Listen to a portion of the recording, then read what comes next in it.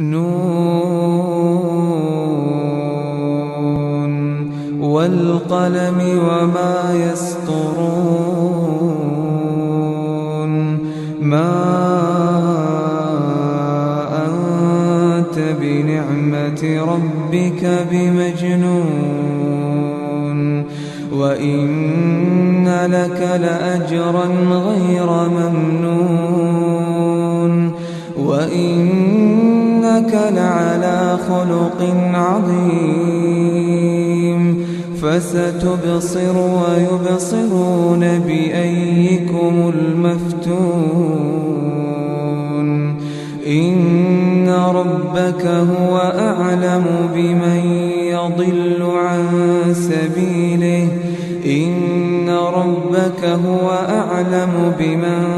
ضل عن سبيله وهو أعلم بالمهتدين فلا تطع المكذبين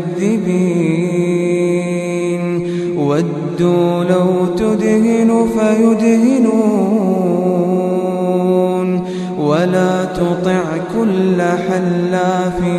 مهين هماز مشاء بنميم مناع للخير معتد أثيم عتل بعد ذلك زنيم أن كان ذا مال وبنين إذا تتلى عليه آياتنا قال أساطير الأولين سنسمه على الخرطوم إنا بلوناهم كما بلونا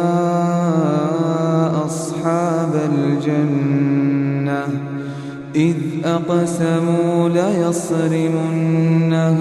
مصبحين ولا يستثنون فطاف عليها طائف من ربك وهم نائمون فأصبحت كالصريم فتنادوا مصبحين أن اغدوا على حرثكم إن كنتم صارمين فانطلقوا وهم يتخافتون ألا يدخلنها اليوم عليكم مسكين وغدوا على حرد قادرين فلما رأوها قالوا إنا لضالون بل نحن محرومون قال أوسطهم ألم أقل لكم لولا تسبحون قالوا سبحان ربنا إنا كنا ظالمين فأقبل بعضهم على بعض يتلاومون قالوا يا ويلنا إنا كنا طاغين عسى ربنا أن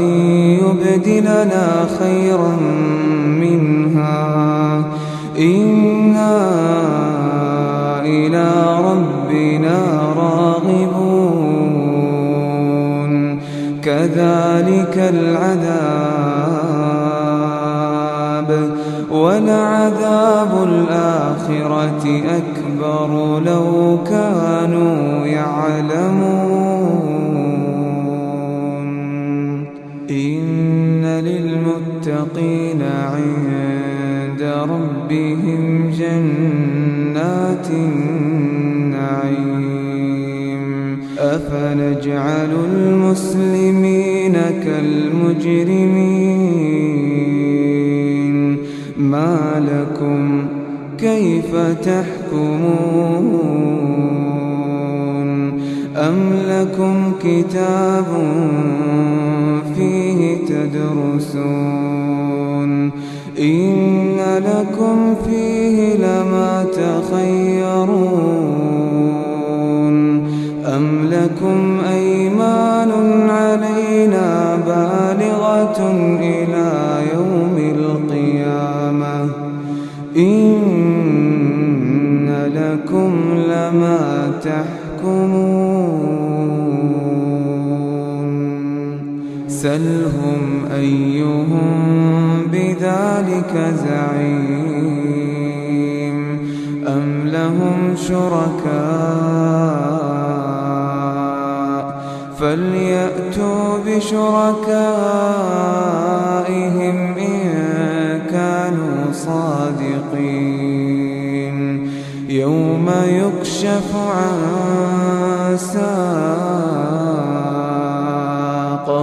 ويدعون إلى السجود فلا يستطيعون خاشعة أبصارهم ترهقهم ذلة وقد كانوا يدعون إلى السجود وهم سالمون فذرني ومن يكذب بهذا الحديث سنستدرجهم من حيث لا يعلمون وأملي لهم إن كيدي متين أم تسألهم أجرا فهم من مغرم مثقلون أم عندهم الغيب فهم يكتبون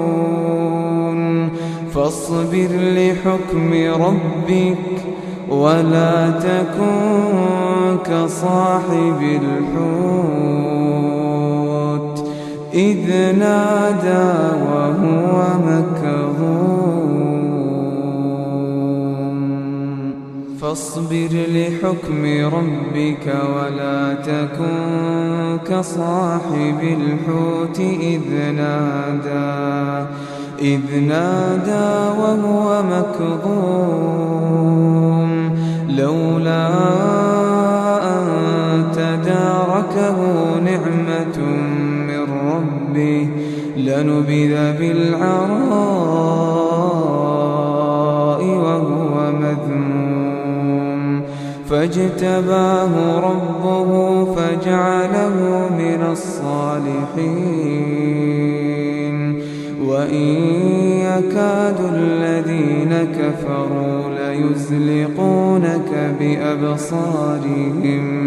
وإن يكاد الذين كفروا ليزلقونك بأبصارهم لما سمعوا الذكر